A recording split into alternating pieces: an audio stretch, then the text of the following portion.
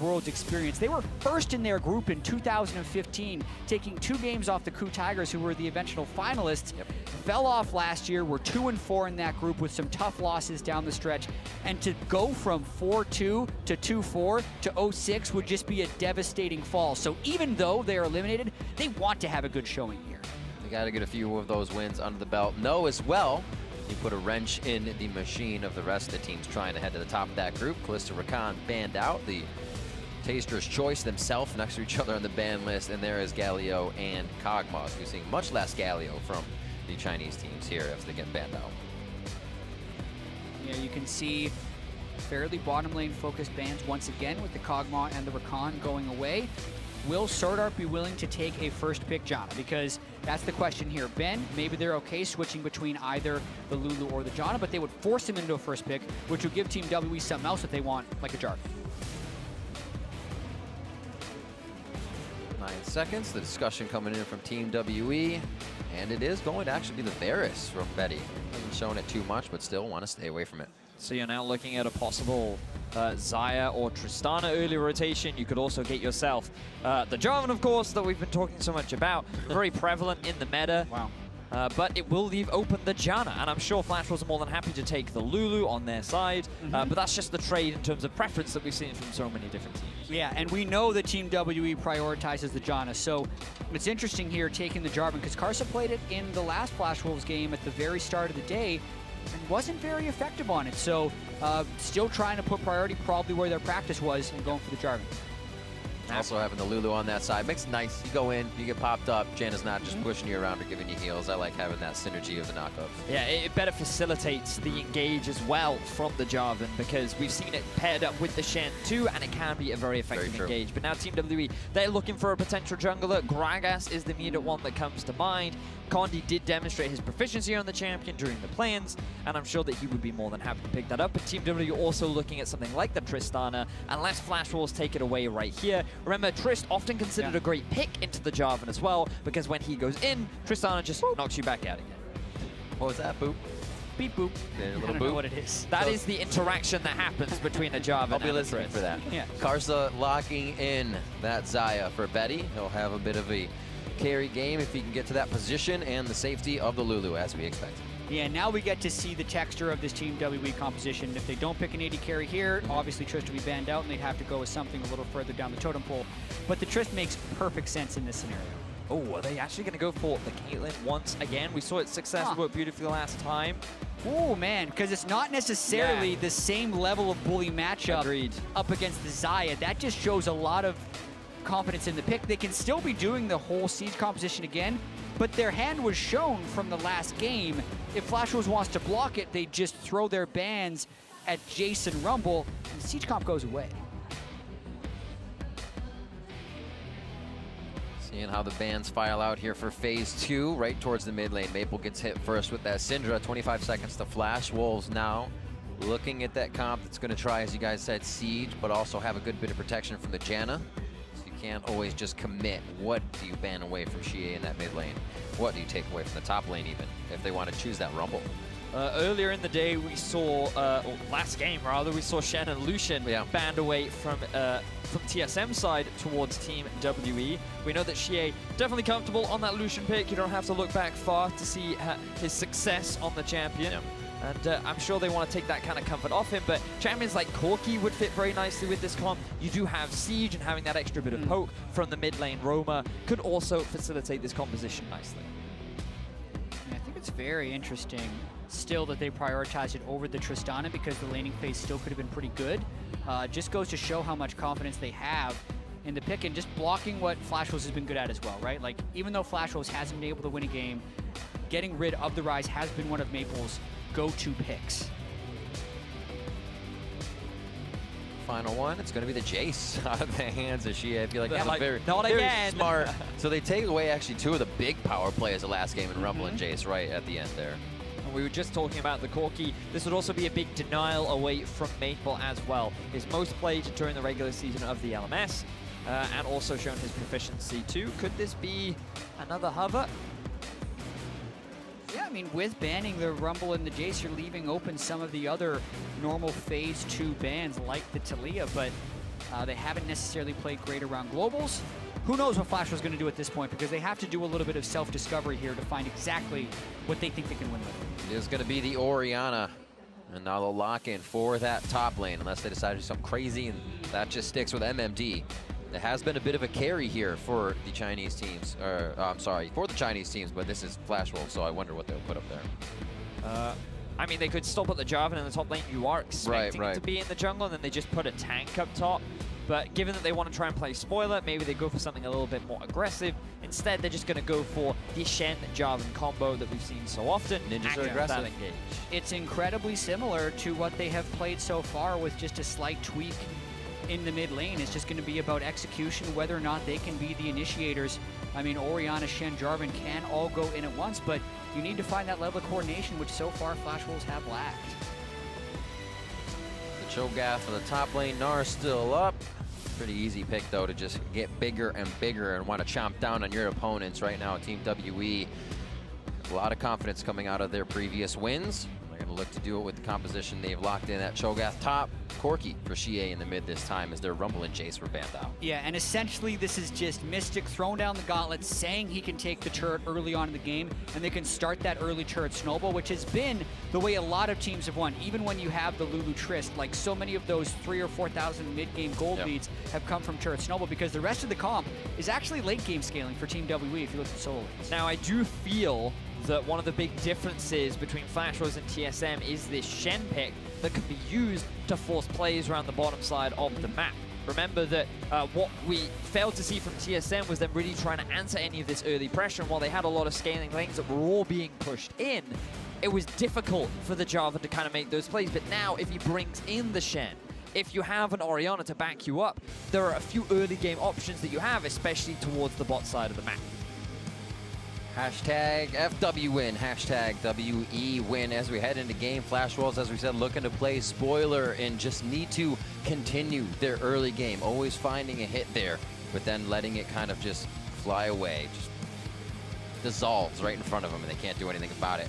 Team WE on that run, 3-1, looking to top Group D throughout the entire day, and so far, they're on a good run. And remember, a win here for Team WE doesn't necessarily secure them the quarterfinal spot, because you could have a very similar scenario to what we had last week, where all the teams start beating each other. Yeah, so far, that possibility is still alive. Team WE is 1-1 against TSM. They're 1-0 against Misfits, which would be the game they would have to win to fully clinch if they win this one as well. See the starts, pretty common for the inventories. Actually gonna go Doran's Blade in that mid for Xie, or a shield and a blade for Mystic. And a few more shields on the top side means these guys are going to be farming it out on an island themselves, unless Karsa and Kandi get a plane ticket up there to visit. Right now, just getting vision of each other in the line of scrimmage. A lot less action here in the early games of week 2, you would say, until they get that vision down. Here just to see where everyone is and where the junglers will be starting. Now, Jet, something us casters love to do is point our attention somewhere of where our early game focus is going to be, and I feel like we have to look at the bot lane once again, right? It's the Janna, it's the Caitlyn. They saw Mystic and Ben absolutely dominate Doublelift and Biofrost, last game, and they're going to be looking to try and do the same, but it's a little different this time around because of the Xayah and the extra bit of wave kit that she has compared to someone like a Twitch. Yeah, it is harder to push in the early game Xayah. Sword Art has also gone for gold runes, whereas Biofrost had opted for armor. So the Lulu trading is going to be a little bit more dangerous if Mystic is able to get Sword Art down with a lot of auto attacks while he's trying to pick up coins. So you can see it's a hedge of a bet, right? He's gone Thunderlord's Lulu, which is for the lane, but he's also got gold, which is for later Ardent Sense of timing. It's going to be tricky, and they got to make sure that they don't get poked too hard by Mystic's range advantage. Oh. No armor right there. Artie with the headshot as well. He doesn't want to give up until he nails this on one of them. And walking through the brush allows him to get that Warlords so as well. early. Now, a pick like this, does this fold into other teams? Obviously, it could fail this game, but this seems like one of those things that other teams might catch on. It might in the next few weeks, but today it's going to be difficult for teams to just suddenly adapt their strategy and then integrate it into their style, because you got to remember, Caitlyn, we've seen it work if you're able to successfully snowball an early advantage, but not all teams can do that. Not all teams know how to properly set up for these towers and then have the confidence to just press the go button like the LPL squad have done multiple times. The positioning from Betty is actually making it easier to hit those Peacemakers because he's against the wall. Mystic only has one other place to shoot it, and he is hitting all of his damage now. Another Peacemaker. Beautiful job so far. And you can see Mystic is playing the harass game extremely well, but he's actually missed like 3 CS in the first 2 waves very closely. So not the ideal lane, but the priority is on harass of the enemy so they can get as much turret damage as possible. Staying in front, drawing a bet out. You can see just how well that Caitlyn versus Twitch game went previously versus TSM there. 34 CSD above at 15. Also want to look at this Orianna into Corki matchup from Maple and GA, because depending on who you talk to will tell you different things about this matchup. Personally, I'm a big advocate of the Orianna into this matchup, largely because if you're able to dodge out of the Phosphorus Bomb, then the Corki, it's much harder for him to be able to deal damage, and then you have the positioning of the Q to zone him away from the farm, and you basically should always have the pressure in this match. And also you get to build your Nashor's Tooth, and then you're able to win auto attack trades too. That's how you have your information. That's very true as well, yeah. Now stack that Rod of Ages first. We got a little boys. Maple, though, however, playing a beautiful 1-2-3 command protect as well, stopping Xie's back, which means he might be able to just get this wave to the turret as you see them approaching out of the base. If he gets a good push on, he denies CS, but he's leaving. Yeah, early on in the game as well, he has the teleport, so he's able to take a bad trade early and come back in lane, but mainly he is going to have less 1v1 trading potential and is opting for more global presence on this Corki. Right now he's going to try to get that lane advantage as well, loses the trade early, gets a free base. That teleport is in. Condi is also doing the same inside the jungle of Flash Wolves to see if he can get a deep ward in here, reading where the minion waves are. He's not going to be slightly seen by the bottom wave coming in, and gets in unseen. There are pings coming out from the Flash Wolves telling Betty and Swordart to be careful. They have suspicions that the jungler is around there, and you can see Karsa pathing his way towards the bot side. Shen yet to be level 6, so there isn't that safety insurance for the Flash Wolves, but for the time being, Condi will back away. Yeah, Flash Wolves healthy enough. They have been denied off a lot of CS, but they haven't been poked, which for now prevents Team WE from actually being able to threaten that back. Yep. Maple calling for assistance there, gets a help on the back from Karsa. Good push here from MMD on the top side. WE is gonna have to remember how much they wanna go hard, because there is a Shen on that side. MMD could definitely save something on the bot side. They could throw Mystic and Ben off of the aggression they've had so far. 15 CS in the lead. Looks like he's getting much of the clip that he had last game. Keep your eyes on the positioning of Mystic there. Notice how when he was trading with Betty, he was always running downwards. And that's because he's consistently avoiding the positioning of the feathers from Betty, because as Xayah, you want to be maxing that E first, and that's where a lot of your laning damage comes from. So even though the trade initially looked good for Betty, because he never actually landed the E, that meant that Mystic was able to come out on top of the game. Firing just outside of turret range as well, repositioning after the feathers go out to dodge that damage you're talking about. And Mystic again resets, and they'll have a siege minion on this wave to actually harass with. We're going to see Karsa come down for this. And you can see the wave clearer matching is a lot better. They haven't gotten much free time for that, but they are constantly pushed up, and that's when Karsa's going to try and get that gank off. Maybe they go for Ben, but no, they go straight for Mystic. That's going to be his barrier down, so he can stay. Still has the flash on both sides. A good heal from Ben, and the heal from Swordart comes out on the initiation. Great polymorph there from Swordart. It allows the knock-up combo to come out from Karsa, so they get a lot of damage down onto Mystic. He is forced to use the barrier and heal, but now he's back on the offensive. And they got the heal down as well, so they get barrier heal out of the other side in the extended play of the gank. That gank actually hurt Flash Wolves more than it helped him, because it's a 2-for-2 summoner trade, and it made them opt into more trades than they were otherwise taking in the lane. And these choices of damage can be whenever WE wants. You hit that Zephyr, you hit a Peacemaker, you're going to win the trade. And it's on a cannon wave too. That's extra turret shots, which means this turret has taken a beating. This is the type of lane so far that Team WE has wanted. They still need to continue to keep it going so they can break the turret.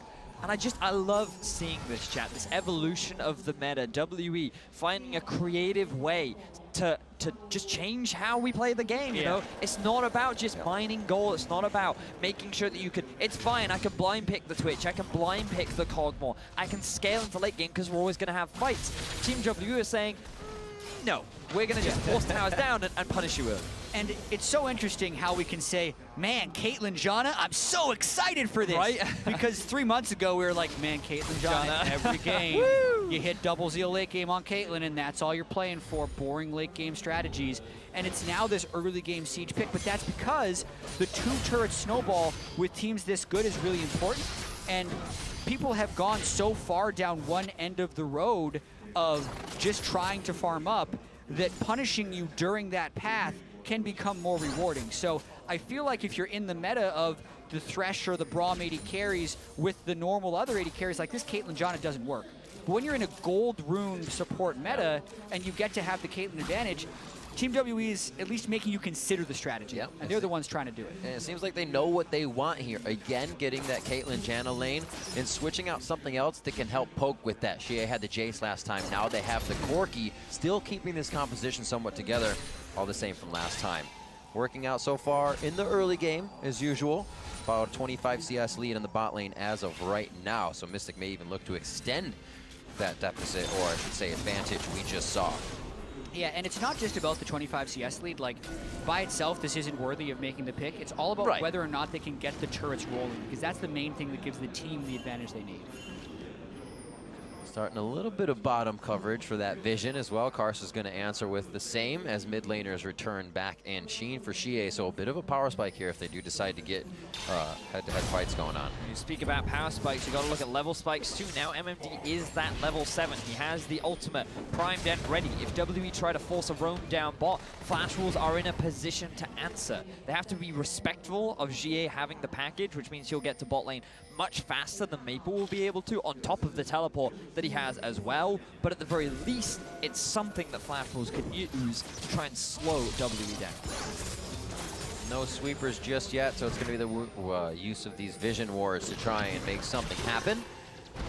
Vision for both. Karsa says hello, knocks up Condi. Looks like Betty's going to be just on the outside, but Condi gets the slow in, forces his flash as Karsa ults in. It looks like this one will fizzle out, but mid laners may find a fight here. Yeah, Condi got very aggressive there, and after his missed body slam, had to back away. Matching Condi very well. He was there well before Condi was, knowing the gank would be coming. Nice hit on the Scrying Orb from Karsa. The Scry's Bloom, I should say. And they are going to figure out that W has a few too many in the river there. They'll back off and keep farming out the lanes. A little bit of early action here, but Flash Wolves, remember, getting that first blood quite a bit. Maybe not this time. Xie looking to continue forcing Maple back. He had a good trade against Maple in the river, which now results in him being relatively low. Only the Sork Boots going for that early tier 2 so that he can try and match some of the roaming power that Xie has. Also haven't mentioned yet that an Inferno Drake is on the board with pushing bot and pushing mid. WE have their eyes on. Yeah, the steal is possible. The Shen ultimate could also come in, but no Cataclysm is there for Karsa. Condi would have to fall off this one, though, if Flash Wolves decide to collapse, you'd think. Dragon almost reset. Looks like they're going to hold it on this one. MMD backing off to try and get his ultimate on. Teleport from 957, and that's going to be just over behind the red buff. Airborne goes Condi. Condi stays alive. MMD in the middle of the fight, and Condi finally falls to the hands of MMD. Dragon Infernal to WE, but they do lose their jungler. Beautiful taunt flash from MMD to hit multiple members, but the shockwave from Maple was used only onto Condi. Flash Wolves, they had a great setup, they had a great plan, but I feel like the execution was a little short of what it could have overall been. And it was an incredibly risky play by Team WE. The fact that Condi still managed to get the smite with his dying breath makes it arguably worth it, especially if Xie can get a kill here. Heal, command protect. Flashes out of the Foss that might have been a little too far away, but still safe plays as Xie comes in strong right off the teleport. Yeah, chunked himself out, but he's still got the cull to be able to stay up. We're going to watch this one more time. Flash Wolves, again, probably should have gone slightly sooner. They can win this with the Shen ultimate and kill Condi before he has the chance to be able to steal that. But as you mentioned, the taunt flash from the Shen to interrupt the Ben ultimate on Janna, and they get the kill.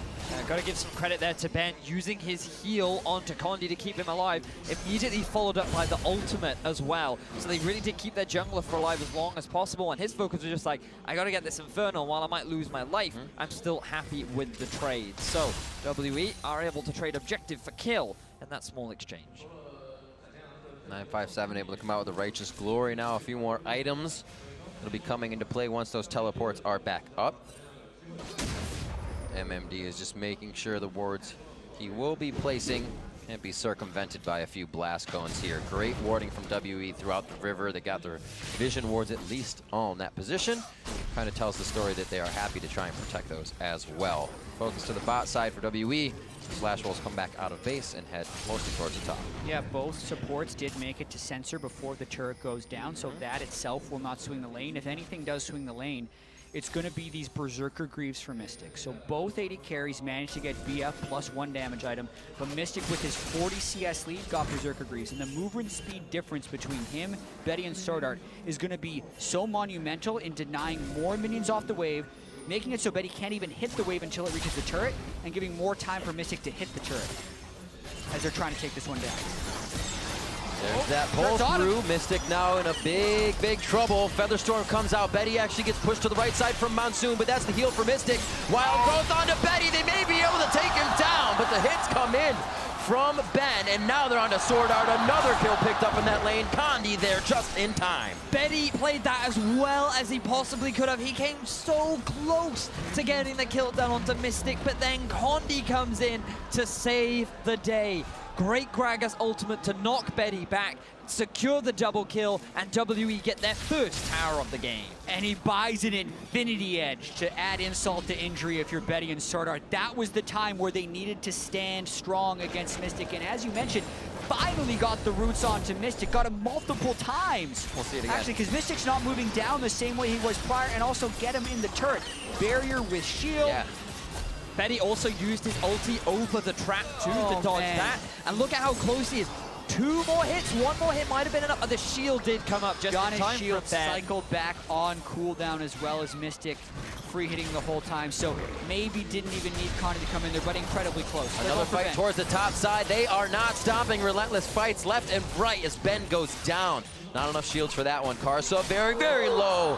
I mean, Gets away. Flash Wolves knows exactly what Team WE wants to do. Yeah. And Team WE is brute forcing it. But Karsa was there first. Condi wasn't there to match. The ultimate was down from Team WE. So they're actually going a little bit faster than they should because their setup doesn't quite justify it. On to Maple in the mid lane. Remember, everything was just blown as Xie dove under the turret and they chomp down onto Maple to take him down. Righteous Glory already complete. WE957 does use the flash, but I don't. It will kill. Whoa, MMD coming in. Maybe not wanted to finish that one. Nobody else is there to help him. He gets out alive, maybe, to get out as he limps out. 17 seconds onto Maple, so nobody was even going to be coming in from anywhere for that. Yeah, and it's almost spooky how similar this game is to last game Team WE played, where you remember, they take that bottom lane turret first, then the top laner roams to mid during the swap to gank the mid laner and get turret pressure. They crack the mid lane turret before you expect to during the cycle. I really love how Team WE has drilled this, and they're doing it twice in a row. Flash Wolves knows most of what's going, but they were not ready for that tweak to it where the top laner goes mid. You know, and one thing that we haven't even mentioned yet was the fact that coming into the game, we were like, MMD picking this Shen maybe could act as a counter to the bottom lane plays that Team WE are trying to make. I'm not sure why MMD didn't use his ulti down into the bottom lane. He did use it mid to try and keep Maple alive, but that Shen ulti could have swung that whole exchange back in the favor of Flash Wolves, and it just kind of makes you wonder what the value of this pick was, because Flash Wolves, they're yet to really optimize MMD. A BS sword also picked up by Xie as he comes out of base, which means these fights are only going to continue happening. Mystic looking to get that Infinity Edge damage down here with his team behind him, and they are just kind of running Flash Wolves around the top side of this map. Flash Wolves know they are going to have to defend something soon. It's just, when does WE pull the trigger? They have been relentless. I feel like WE are already pulling the trigger, right? So we get to look back at the gank up top lane. Karsa using his ulti to dodge out from the knocker of the Janna Q there. They're able to get a bit of vengeance for themselves, but we also have to move back towards the mid lane as Maple. He did his best, but he used his flash in the earlier exchange against Xie. He couldn't buy enough time for the Shen to get in. He gets immediately obliterated. Yeah, the early Righteous Glory as well from 957, making the global pressure answered. The reason MMD used the Shen ultimate there rather than bottom lane is because of the cooldown from the prior fight they had. The Dragon Pit, a very long early game cooldown, and in the current meta, oftentimes fights aren't happening frequently enough for that to matter, but with the way Team WE is pushing the pace, they're actually taking advantage of those Shen ultimate windows. Maple returns back to mid. They finally have wards to keep him safe, at least from everything that's happening from this top side. Condi wants to be there because that's where his bottom lane is now, and they keep this siege going. And it looks like they'll put a lot more protection there as well. Just a Cloud Drake on the bottom, so we'd expect to see Rift Herald getting a little bit of love here along with this top side turret. Pushing up just about half health down. Maple makes himself present as well. Flag and drag out. And looks like WE is just ready for a little guerrilla warfare here. Try to find some summoners to make this fight even more in their favor. Yeah, just trying to get priority in as many lanes as possible so they can keep going faster and faster here, because there's still a world where they don't have this ultra insane late game team composition. Caitlyn's nerfs were very meaningful. That's why she dropped out of the meta. You need to take as much advantage of this early turret push as you possibly can. Well, MMD seemed to be a little caught out. Valkyrie over the wall. A few more shots should be able to take him down, but it actually is 957. He takes seconds on that one. 957 enjoying a bit of ninja brunch. Is able to add another stack to his list of stacks. List, consumption, I don't know. Either way, it's going to result in a Rift Herald going in favor of Team WE. The pressure will just continue to mount. Another significant gold lead in their favor. Not quite as fast as their game versus TSM, but still just as dominant. Yeah, second champion nom he has had, so he's already stacked up 6. That's the max you can get from minions or monsters. He only gets bigger now by chomping down on the major objectives or on champions for the kill. So 8 stacks already, 18 minutes into the game. Gotta feel pretty good. Shelly towards the top side, helping out WE just a little bit. Remember, the use of that Rift Herald was taking down an inhibitor turret last time.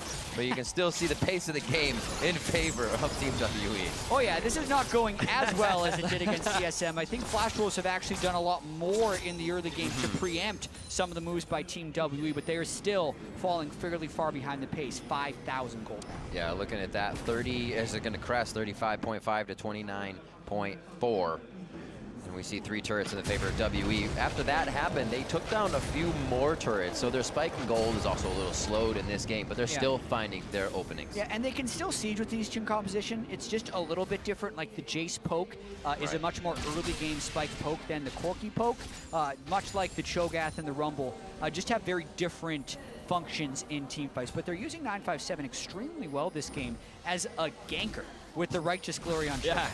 Roaming Cho. Oh yeah, the dinosaur on a mission. Now, Team WE already 3-1. We talked about what it means to them getting that 4-1 position. It doesn't quite mean that they've locked in that quarterfinal spot. There's still the possibility of a tiebreaker, depending on how they play against Misfits, which I believe is at the very end of the day. You're correct. Mystic now going for a 1v1. Wild goes on to Betty. Cass is going to slow them down, which means Mystic hits more of his shots and Peacemakers. And the teleport comes in. It looks like they are just going to go ahead and pressure this one. They may not know that Xie is going to be there. He stops his teleport to higher in the top lane. There's no flash on MMD. Mystic, he's going for the chase. Xie now going to come out from mid. Just going to Valkyrie over the wall and get his hands into this pie. He stays. They're pushing mid lane a little bit. Nice shockwave to stop the fight, but Flash Wolves has to use so much with Team WE still knocking on that front door. And the final shots in for MMD. 40 seconds on the clock so far. It looks like mid turret could be Team WE's. And all their stuff is used defensively. WE had to use almost nothing right there. Now they just get to 5v4 siege this turret with the giant 9-stack Cho'Gath in front. Bot lane and top lane are nowhere to be seen for minions, so this is all about mid for Team WE. That's where their focus is. It was for Maple. Now they're on to Condi with a bit of a mistake here. They greed past the inhibitor turret, thinking they have it.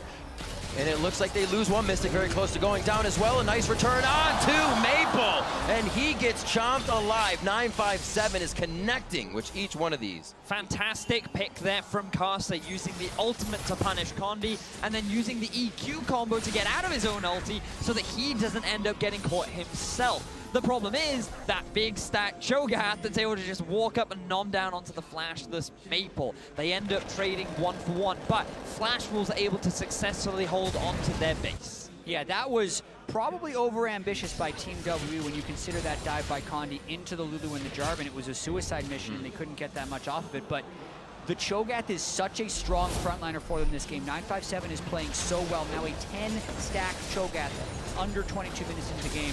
Watch one more time. Condi just missed. Yeah, he missed. And just watch Karsa here as well. He's going to get knocked up. Uses the EQ to not only knock up Mystic, but also dodge out from the knockup. And then you think, oh, Mystic, he takes a lot of damage here. He could lose his life. Forced to use both summoner spells. Oh. And then this is where Maple, unfortunately, meets Optimize. If there was another dissonance there coming in from Maple, that would have been a very dead Mystic. Understanding the cooldowns there, just getting lucky in that sense, but they get out alive. Nobody has the summoners they had going into that fight. That's what starts to make these fights with core items a little bit more dangerous. It comes down to that vision and the positioning much, much more. 6-3 here, coming in 4 turrets for Team WE as again they capitalize on the macro of the game. Now see if they can put the objectives and the fights in their favor continuously. Yeah, but when we keep talking about the damage difference of Mystic and the enemy AD carries, it is him, but it's also his team. He is so good at getting his, and WE is so good at stopping the enemy team from playing around their carry. Good punch out. We get the Shen ultimate out of that as well. And it looks like Stand United will be down along with that teleport. It's going to have to be a topside stay for MMD as they lose pressure towards that bot. And 957 and the rest of the team just control everything in the jungle right now. It's going to be hard for Flash Wolves to find a way in. WE, they're setting up nicely around the Baron. They've got good river control. Flash Wolves feel it started. MMD can take a few hits. That's his job, but can he get out before it's too much? The chomp down, but the final shot from Mystic to clean that one up. And Team WE again gains control of the map. Yeah, he's just not nearly tanky enough. Ninja Tabi and his Spectre's Cal to go with Hydra. He's getting shredded by the two of them. 1,277 damage is what Feast would have done if he hadn't used it onto MMD there. That's what it would do to Baron. Betty GA back and forth, and it looks like the barrier is now down for him. Flash is up for Betty if he does need to get into a sticky situation there. Team WE working on the Baron at 4,500 health. Karsa just on the outside. His flag and drag is used with the smite being up, so they are out. They pull back and they try to get whatever push they can on the mid lane. Team WE a little bit separated there, but it was mainly Shea trying to keep mid pushed up, while 957 was just tanking up the Baron. Condi was there to provide assistance for Shea, but regardless, Flash Wolves can't punish. They did not have Shen available to help them, and this is how all of that kicked off. Yeah, Team WE is just dominating. MMD face checks at the start because he doesn't know where Baron is, but this is another lack of coordination from Flash Wolves, right? He's walking in there, and what is he hoping to have happen, right? Is he hoping to see them at Baron and be safe? Because if he gets jumped on, well, Orianna isn't there either. If he does see them, what do you do about it? Your team's not there either, so he's just so far ahead of the rest of the team. Just about 1,000 damage between both of them from the shot of Shea. He makes his way out with the package, and they are feeling very good about their damage, very good about taking these fights. Mystic rapid fire done, core items all over the place, and third items here coming in for Team WE as they approach the base again. Yeah, the attack speed per level nerfs are irrelevant when you have a static shiv over your opponent. It's Mystic a full item ahead of Betty. He is extremely strong right now, but so is the entire lineup of Team WE. 9,000 gold ahead at only 25 minutes into the game. Very similar to what they were able to do against TSM. And you have to imagine that from here on out, throughout the rest of the tournament, I don't think they're going to get Caitlyn again. I mean, at least in Game 3, there's so many other priority bans, but maybe they push Caitlyn into that tier. That means you're going to give him Xayah, Trist, Kog, or Twitch, right? There's so many other things. Exactly. But the strategy itself is working so well. It is centered around the Caitlyn, requires the team to play around it. Clearly something WE has pulled out today that is working great. And something that we talked about at the start of the day, Jack, with regards to Team WE, is that out of the 4 teams in this group, in wins, it was this team that looked the most convincing. They were the team that the other team should have been afraid of, and they're looking to end things now. Flag and drag into the fight. Karsa not going to live for long here, but doing what he can as they trade 1-for-1 to start. Betty on the outside, pulls through Shea and 9-5 for the stun, but the turret goes down and they have nothing to hide under but the damage of Team WE. 26 minutes in, the base is broken, and MMD stays alive from the ace of the hole. Trade 1-for-1, but get it. Mystic is ambitious, trying to get hits on this turret. The whole team is 957 and Shea teleporting back in, but it is 4v4 without minions. Got to teleport to that minion to keep it alive. A little extra damage on the turret. Everything they can to break the willpower and the momentum that Flash Wolves has been trying to find throughout the entire game. The Nexus turrets in the eyes of Team WE. 26 and a half minutes into the game. Never faltering from game to game here in week 2 of the group stages, and it looks like they're going to try to pick up another win without leaving the base. Flash Wolves has something else to say, but they lose Karsa as soon soon as he comes back up. Shiye is working a 2v1 situation around the Nexus by himself as the rest of the team goes for seconds around the base, and they are staying for the long haul. Mystic is able to get a bunch more kills as he eyes up the Nexus and looks to end the game. Team WE finally on the Nexus with that finalizing damage. No, MMD is going to get a little bit more delivered. There's the chomp down, another kill for Mystic's Caitlyn pick. 12-5, Team WE take down Flash Wolves. And through a combination of brute force and strong strategy, Team WE dominate the first half of the day. They played essentially the same strategy against TSM and Flash Wolves, and Flash Wolves knew exactly what was coming. They had Karsa there before Condi and Condi arrived. They were all in position for those big turret dives, but it didn't matter. No. Team WE was just flat out better at it, and they win in 27 minutes. And back-to-back stomps from the side of Team WE sets them up beautifully for the rest of this group. Yes, there is still the potential for the tiebreaker, but they are setting themselves up for success. Only Misfit now stands in their way, and that could all change.